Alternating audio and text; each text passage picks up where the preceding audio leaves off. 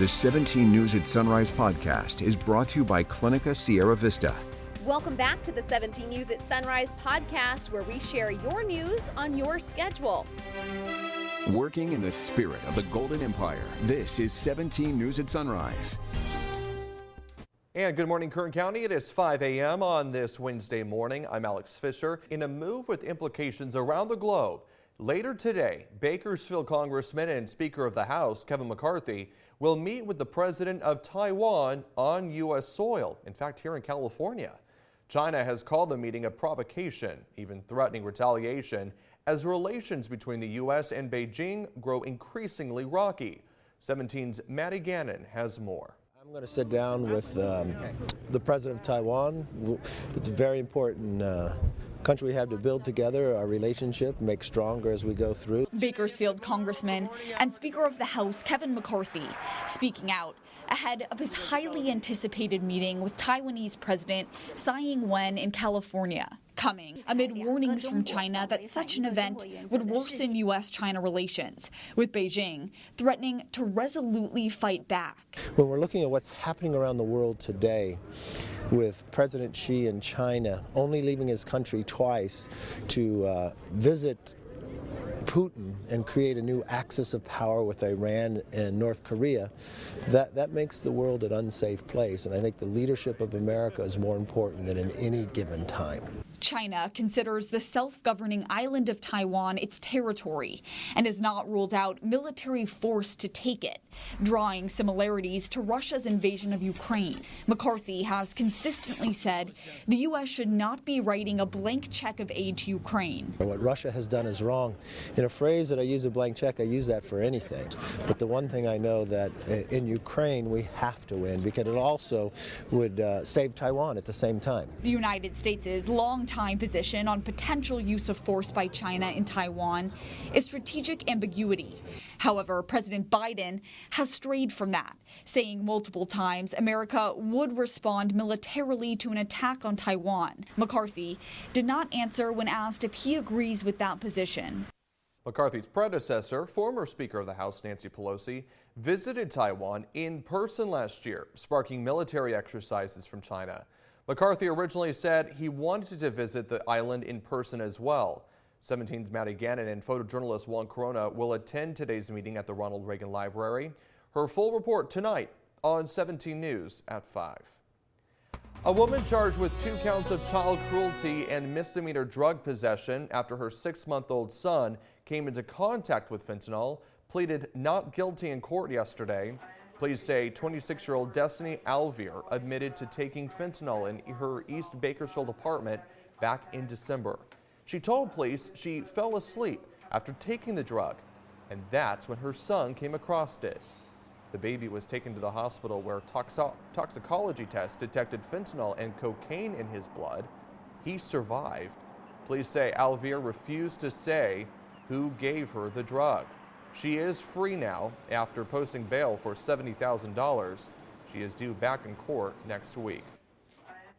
A defense attorney is trying to obtain a newspaper reporter's notes from a jailhouse interview with one of 2 men charged in the killing of a correctional counselor. A judge denied a motion filed by the defense lawyer, who wants a list of questions and notes created by a reporter with the Bakersfield Californian in an interview with murder suspect Sebastian Parra. The lawyer represents Robert Roberts, who, along with Parra, is charged with murder in the shooting death of correctional counselor Benny Alcala Jr. Another hearing on the matter will take place next month. And for the first time in history, a former president faces felony charges. Donald Trump is charged with 34 counts of falsifying business records in the first degree in New York, a Class E felony. All of these related to alleged hush money payments before the 2016 election.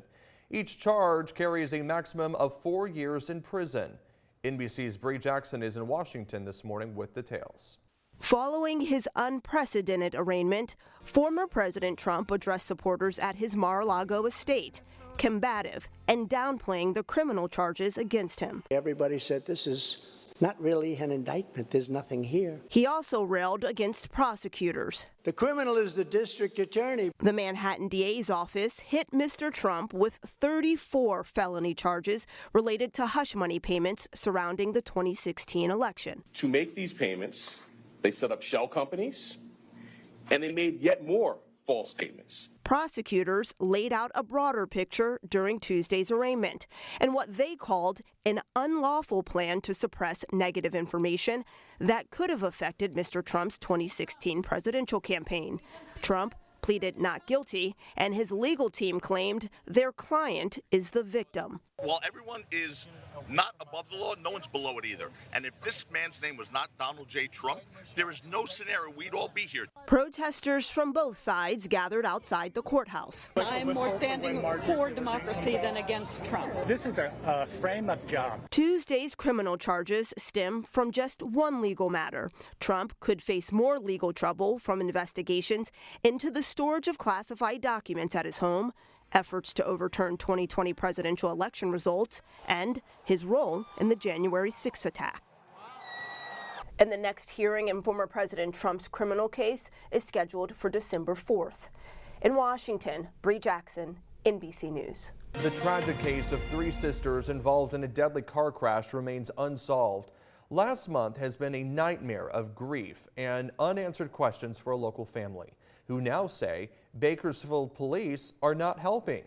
On the morning of March 4th, 3 sisters were in South Bakersfield delivering newspapers from the family car. Around 3 o'clock that morning, 21-year-old Karimi Duarte called her father to let him know that she and 2 of her sisters were being chased by another vehicle. Mr. Duarte jumped in his car to search for his daughters. He found their vehicle fully engulfed. 2 of the sisters burned to death. One of them survived but endured severe injuries. The family is desperately looking to get justice, but they say it's seeming nearly impossible at this point. I had to call a detective, and I was asking him like what's going on, you know. They said that they can't release names until we go to court, and I'm not sure how long that will be. He told me that he has suspects, but he's only talked to a few of them, and he still has to talk to some other people. That's all he told me, but he said he can't give me any information. So we don't really know what's going on. The Bakersfield Police Department declined to comment on the family's concerns. Diana, the surviving sister, still has 6 broken ribs and was recently taken to the emergency room after a pulmonary infection. Well, it's been 17 years, and finally, repairs to the Lake Isabella Dam are complete. 17's Jim Scott has more. Not that long ago, it was considered the most dangerous dam in America. In 2006, Isabella Dam's structural integrity was called into question. The dam was leaking at its base. A long dormant fault line beneath the dam was acting up. The U.S. Army Corps of Engineers placed the earthen dam at the top of their to-do list, concluding the current dam wouldn't withstand a major seismic event or a flood of historic proportions, putting Lake Isabella, Bakersfield, and surrounding communities downstream at risk of a catastrophic disaster. We knew in 2006, when we started this dam safety modification study, that we would need a bold solution. 17 years later, 10 years after construction started, a celebration to unveil a fully fortified dam and auxiliary dam with enlarged spillways and a massive labyrinth weir. And according to the Corps of Engineers, it was delivered under budget at $323 million. Today is the day we get to say no more studies, no more waiting. I've gone through 4 administrations, but we've got it done. And thank you to all the workers.